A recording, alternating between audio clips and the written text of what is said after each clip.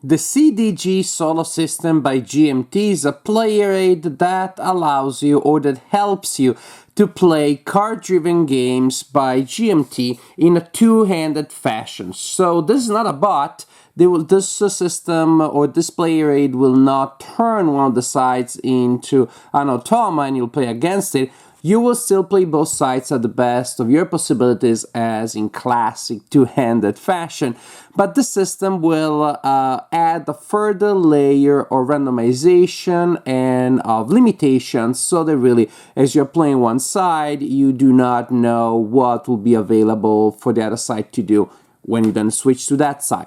Now, personally, full disclosure, I'm not going to use this player aid because I've been playing card-driven games two-handed for a long time without any modification. For some reason, I just go. I just play it, and I don't have any problem ignoring what the other side can do while I'm controlling one of the sides, and I still enjoy the format very, very, very, very much. And maybe I do some minimal modifications, such as in the Command and Colors games.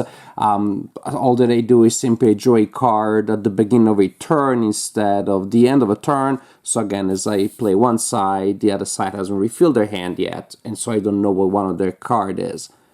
And to me, that's good enough. But again, I thought I'd give an overview because it appears that for some players this is important, so this may be good for you. At least it'll help you decide if this player aid is good for you. So what we're gonna have here, what you have here is two displays like this made of cardstock, in which you will place the cards for the two sides of the game that you're playing. So this works for two player games, and you're gonna have these tokens here indicating for each side what is the max hand size at any given time and how many cards are remaining the current turn before these two sides have to refill their hands.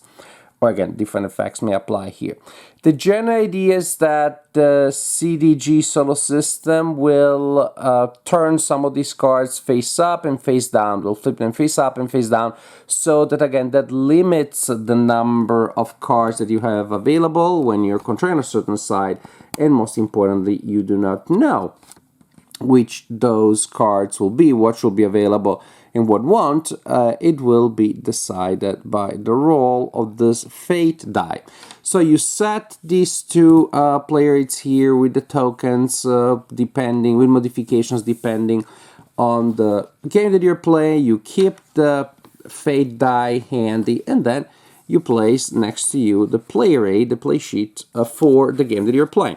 And so that will tell you what these effects mean in that specific game. So if you want to get more of a detail, you can pause at any given time, magnify the image, and so you simply read the text and like, oh, okay, that's what rolling that means in Washington's War. That is what the rolling that thing means in Washington War, and so on and so forth. As you can see, many of these effects have to do with, again, changing the range of cards that are available. And that's the general idea. There may be other modifications specific to the cards that you're playing. And so the same principle that you have in Washington War applies in For the People. This is one hard nut to crack in terms of rules and complexity. Of course, again, there may be stuff on the back also. Commands and Colors, Ancients, Commands and Colors, Samurai, Illusions of Glory, the Modern Classic, Paths of Glory, and Caesar Rome versus Gaul. Roma. Yeah, that's what I was trying to say.